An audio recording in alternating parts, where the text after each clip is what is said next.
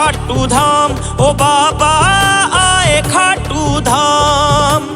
कर ली तैयारी दर्शन की, अब कर ली तैयारी दर्शन की, अब बुलावे बाबा शाम।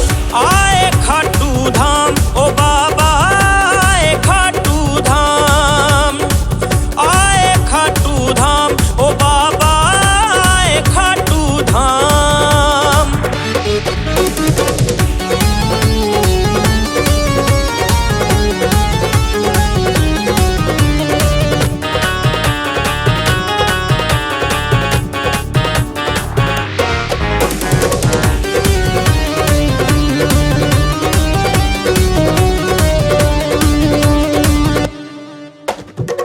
जो भी मांगा दिया है तूने, सबके काज सवारे।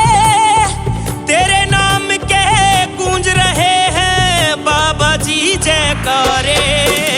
हो तेरे नाम के गूंज रहे हैं बाबा जी जयकारे। कुछ ना चाहिए मुझको बाबा, जपता रहूं तेरा नाम। आए खाटू धाम, ओ बाबा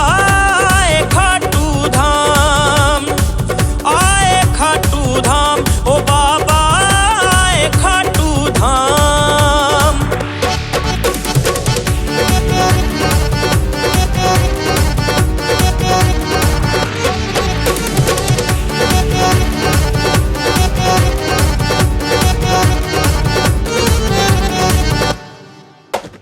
पल पल नाम जपूं तेरा मैं, तू ही एक सहारा। भक्तों की लगे भीड़ यहाँ पे, कोई आ रहा कोई जा रहा। ओ भक्तों की लगे भीड़ यहाँ पे, कोई आ रहा कोई जा रहा। ओ तेरी दया से खाटू वाले पूरे हो गए काम।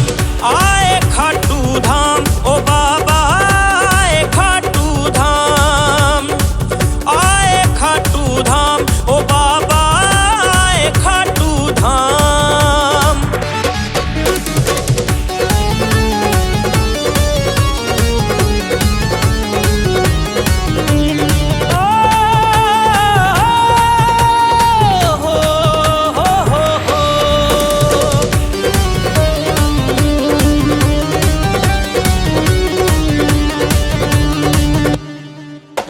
श्याम धनी मैं तेरे नाम का रोज करूं गुणगान।